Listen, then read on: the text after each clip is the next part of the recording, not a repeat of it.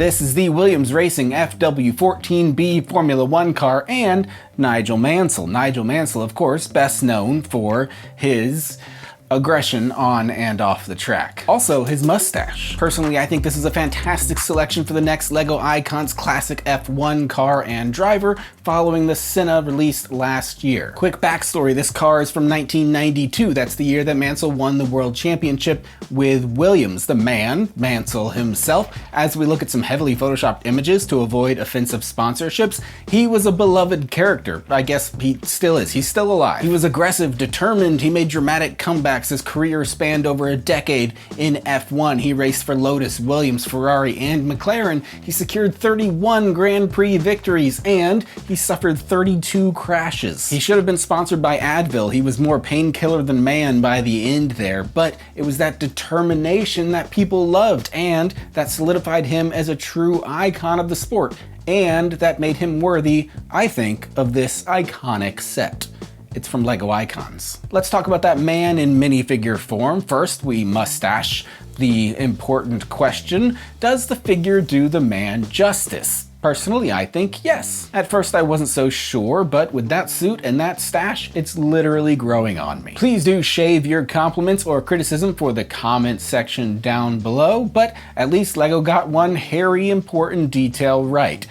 The helmet. If you Google Mansell's helmet, you'll end up on eBay. If you Google Mansell's helmet, you'll see a much bigger version of this one. Overall, this fig will make a fine addition to my growing stash. The build for this set was a little overexposed. Don't worry, I'll fix that in a second. Prepare yourself for 8 bags of building and 40-something stickers. But hey, at least we got printed differently sized tires, right? Bag 1, we build engine details. Whips are used as hydraulic hoses here. I think Rihanna's excited about that.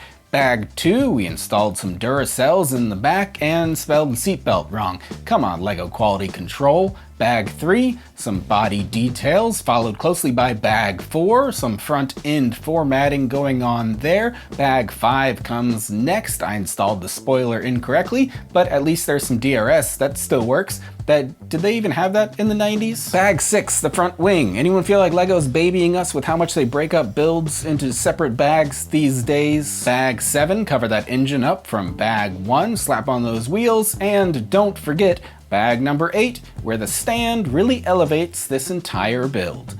Literally. The real car on which this set is based, the Williams Renault FW14B. I'm not going to guess what that stands for, because last time I did, people yelled at me. Williams was the constructor, Renault made the engine, but who gets the real credit here? It's Nigel Mansell. A car is nothing without its driver. This car won 9 out of 16 races, which was a record at the time, back when F1 was competitive and fun to watch. I'm kidding, it's fun to watch again in the last couple of seasons, right? Also, this car was literally nicknamed Red 5 because of the big red 5 on it. It's also kind of a Star Wars reference, which makes this basically a LEGO Star Wars set, which means pretty good price per piece ratio, I think. Though I think the fans are about to be a lot more critical. Speaking of, for fear of criticism, I like to read your reviews before forming my own opinion, and it seems like LEGO got this one right. The reviews online, overwhelmingly positive. Some notes that people leave. It's got a great scale. People love that it's not made of Technic, myself included. It's got some fantastic details and uses some great build techniques. All of those things that all of you said, I agree with. And so there's my review. It's your review. Personally, I only built this car once, but I think 6 different chassis were made of this car. They were numbered 6 through 11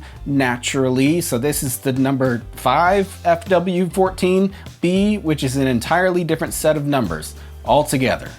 Which is an entirely different set of numbers. Fun fact, this is the second time LEGO's actually made this car. The first time was back in '92 when this was a championship winning car. I think that very small, underwhelming looking model sells for like $200 new at this point, and now I want it. Unfortunately, we gotta talk stickers. This is a Formula 1 car after all, therefore there are many. In this case, they almost got all the sponsors on there this time. I think it's kind of bull. They're missing a few still. They hit the big names. They got Magneti Marelli. They make great brake pads. Elf, I love their cookies. Goodyear, great rubbers. Canon, I'm literally using one right now. Also, pirates love them. Looks like LEGO couldn't afford to include the Canadian Labatt's due to those new tariffs. Thanks, libs. And they had to leave off Camel, Camel, Camel, just because they're trying to save you money on your next Amazon purchase. They seem like they'd be a great sponsor for today's video, so I reached out to them, and they said no thanks. So don't use them. Pay full price for your Amazon purchases. I don't care. Personally, I don't mind the stickers, especially for this scale of car. This car wouldn't look right without the sponsors. I do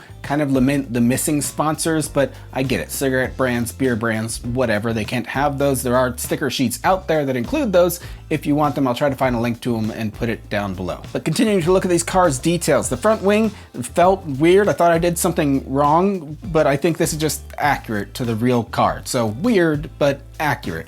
Much like most of my reviews, I guess. The body of this car, it looks a little simple, a little squared off, and that makes it pretty accurate because in the day, those F1 cars, a lot simpler shapes. And so this model actually ends up looking pretty aerodynamic. I love this scale. I love that it's not Technic because you can get that amount of detail in the bodywork and it looks good. The floor of this car, it's flat, it's unassuming, it's unimpressive. There are more impressive parts of this car we could look at, such as the sweet subtle curves of that removable engine compartment that when removed reveals those two 1x5 beams that make up that V10 engine. I love a good little math problem hidden inside my LEGO sets. Also, new rear wheels were made for this set. Say that red 5 times fast. New rear wheels were made for this set, and it's a good year for LEGO because we've got officially printed Goodyear tires. They've even got like a little bit of wear and tear looking on it.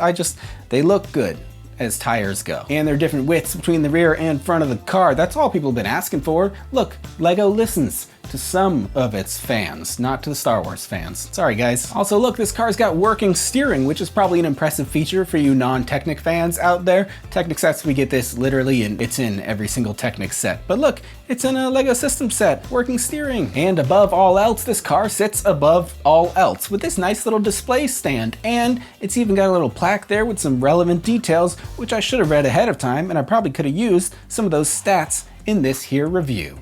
There's always next time.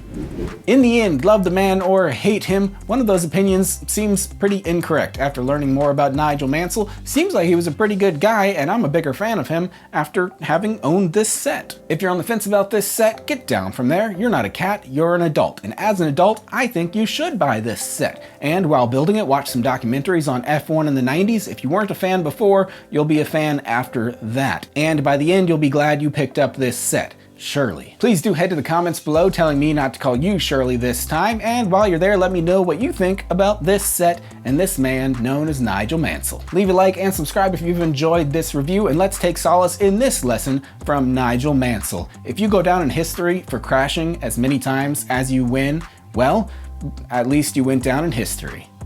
I'll see you next time.